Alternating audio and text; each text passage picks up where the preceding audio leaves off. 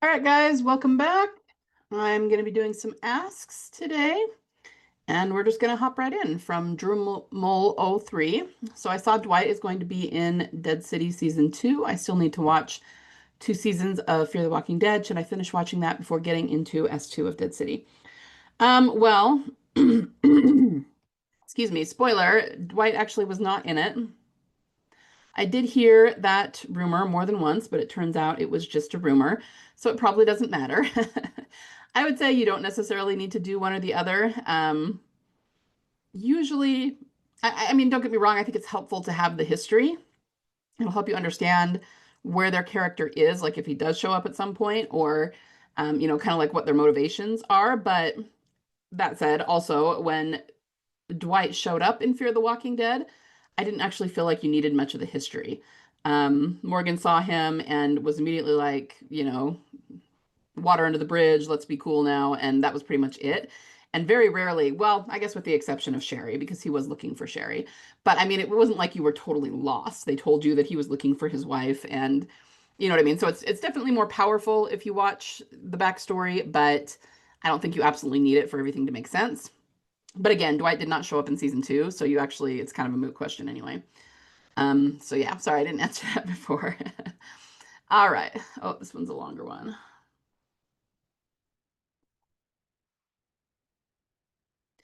Hi, I wanted to come in with some hopefully helpful convention knowledge since Emily's attendance at these Eurocons seems to be a topic of conversation. I'm no expert, but I have worked with some cons before and can hopefully shed a little light on how they work. Almost all cons pay for the travel and hotel of actors attending, as well as any visa fees needed. It's part of the standard deal, in addition to an appearance fee. That fee is based on how in demand the actor is. I'd imagine at a TWD specific con is Emily's on the low end, but still in the 5 to 10K range for a 2-day slot. Hmm. So in terms of she's not making money off these things, I'm not sure that's totally true. She's not making enough to live on, but 5K and a free trip to Germany isn't a bad deal. That's not to say that she's not also using this as a smokescreen to film over there. The fact that she's been over there so often is definitely a little suspicious, and it's absolutely the kind of tactic AMC would use to excuse her getting spotted at the airport or a restaurant of some place she shouldn't be. The Hollywood Reporter did a great piece a while back about conventions and how stars are paid for them. Norman was apparently making 500K per con back in the day, and there's the link. So I'm not sure about this. I'm not an expert either by any chance, so I have no authority to say what's true and not. But from what I understood, and I actually got this directly from an actor who was on TWD, they said the exact opposite. They said that, and I mean, I do think they make money at the cons, but they don't make a, it's not like they're paid a certain amount to go to the con. Whenever they go there, they always, you have the opportunity to get pictures with them and get things autographed, and they have lots of swag that you can buy and take for autographs. And that's how they make their money. So if they charge $20 for an autograph and 50 or $100 for a picture, that's where they're making their money. But not necessarily like we'll pay you $1,000 to go to this con. I was actually told that that was not true.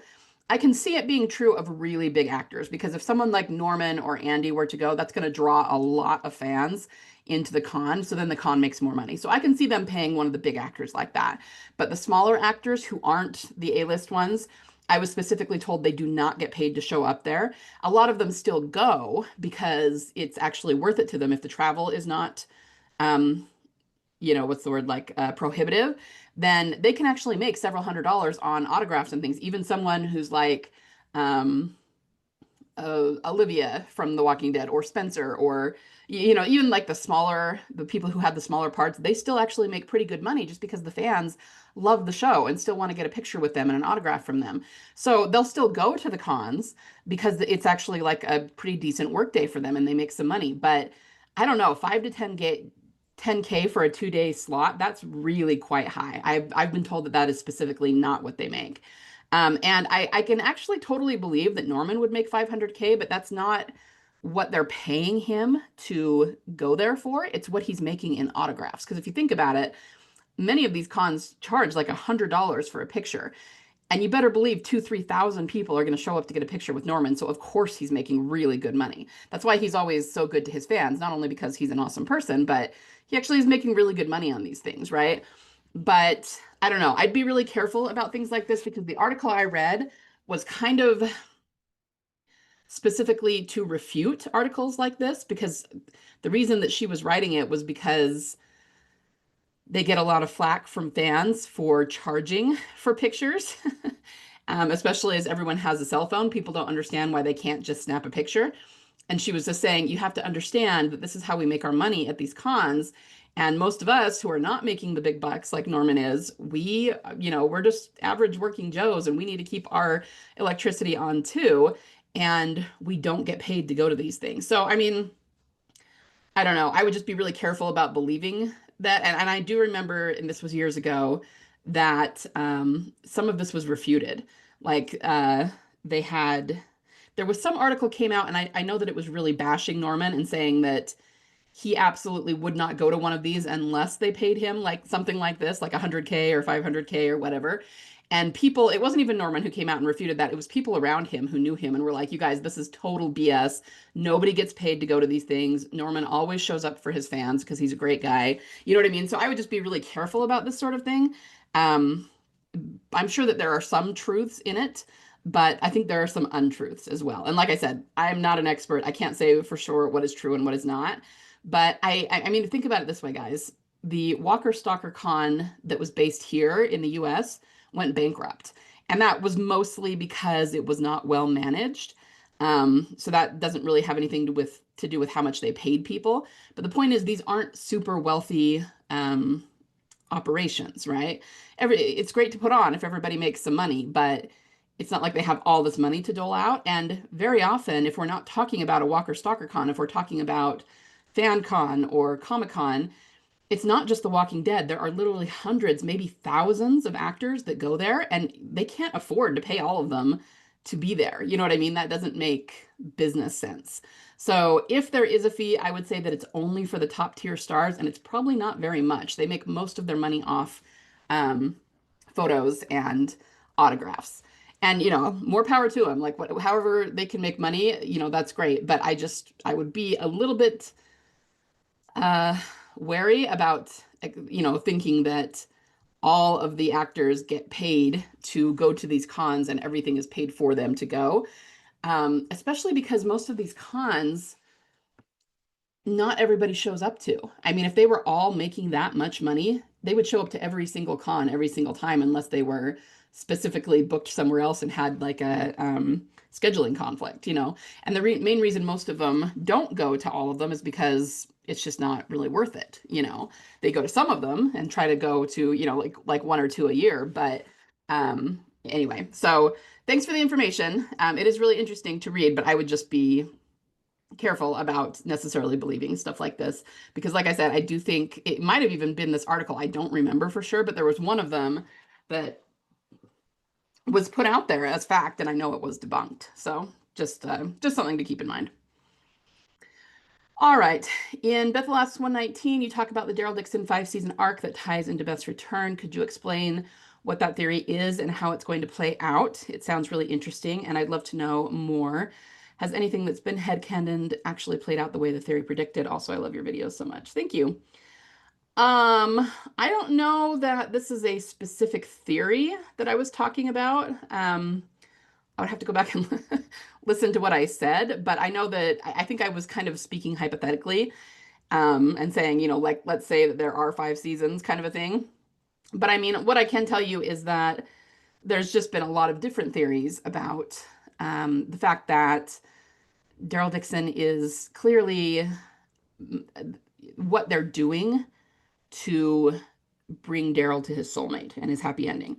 So if we go back to the fact that they changed from the flagship show to the spinoffs and, kind of created different vehicles for this, and I've gone over why before. It was purely a business decision because streaming has become a thing and technology has changed, and it was a business decision so they could make the most money and also have their intellectual property, which is just the episodes of the show, on their app before they had entered into contracts with like Netflix that made it so that it was hard for them to keep their own shows on their app. And that's because they entered into that contract before every network had their own app, right? So it's just that technology has shifted.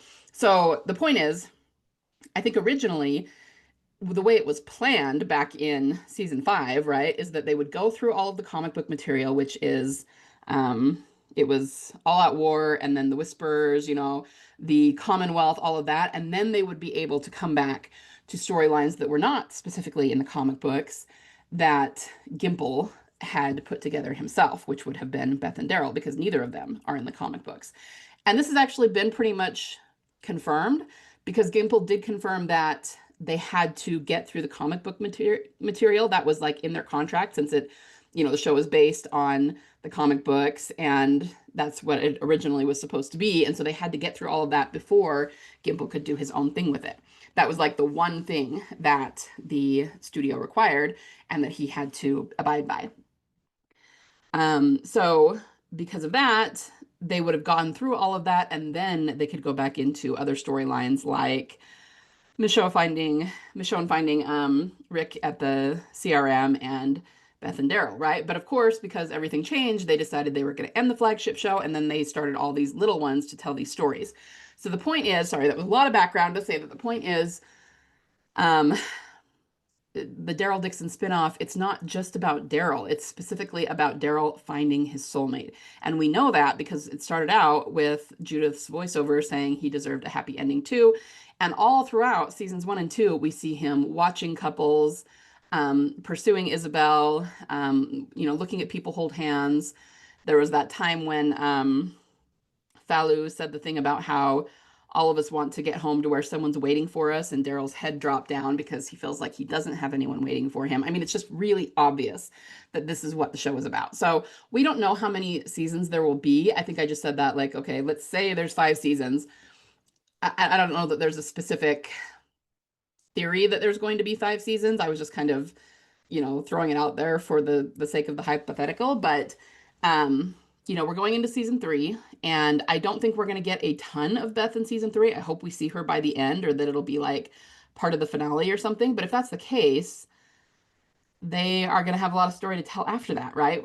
They're going to have to get to the point, like, let's just assume for the sake of talking about this, that when he finds her, she doesn't have any memory. Well, I mean, they're going to end up spending the whole next season just trying to get her to remember him, and then she probably will. And then after that, not until she remembers him will the romance probably start. And so that, you know what I mean? They've got a lot of story to tell still, and they can tell it in as many seasons as they want. So I can totally see this going into 5 seasons. But we don't know for sure. That's all conjecture. We don't know what it's going to look like or how fast it's going to happen or what they're planning. But it's very obvious to me that they definitely have plans. And I think from now until the end of Daryl Dixon is all planned out. And it's just a matter of watching it unfold now. So, has anything that's been headcanoned actually played out the way the theory predicted? Again, it's not a specific theory. If there's anything more specific you want to know about, let me know. Anything specific that I said, I don't remember exactly what I said. I will say that, I don't know if this is so much a headcanon, but I've been saying forever that they would replay season 5. There would be a symbolic replay of season 5 leading up to Beth, and that is definitely happening in the show. We have Daryl and Carol together in this other place. It definitely sounds like the end of season 3, Carol's going to go missing or get separated from Daryl in some way. And to me, that's just synonymous with what happened in season 5 with her being hit by the car and taken into Grady. So I'm wondering if wherever Carol wakes up, if Beth will be there. So that could be the way that they're going to introduce Beth. And I really think that there's a lot of hope in that. So that's what I'm hoping for. And if there's anything I didn't answer more specific, feel free to write in again. And thank you for your question. All right, let's do one more. Queen of Diamonds. Hi. So I was doing a random quiz the other day, and one of the questions was about who the kings represent in a playing card set. Turns out King of Diamonds is often Julius Caesar, a Roman from Rome. Yeah, that is cool. So that was cool. And that could be because I feel like they know so much about symbolism. I've said this before, they don't always just make up their symbolism. I think sometimes they do. They just, okay, well, in TWD world, this is going to symbolize this. So they probably do that sometimes, but they're usually drawing from symbolism that exists somewhere in the world, right? Either cultural or historical symbolism, mythology, religion, all kinds of stuff. So maybe that's how they decided who each suit was going to represent, you know, why they made Beth Queen of Diamonds instead of Queen of Hearts or Queen of Spades, because of the Rome thing. Like I like the idea that they might have done that. So that's a great find. And then I thought, okay, what about the Queen? So Wikipedia says Rachel from the Bible that we have long thought of is Beth. So wow, I'm so excited. Yeah, that's super cool. I like that. I like that a lot. Thanks for sending that in. All right, guys, I'm going to call it there for today, but hopefully I will be back later in the week with another Ask video. Talk to you soon.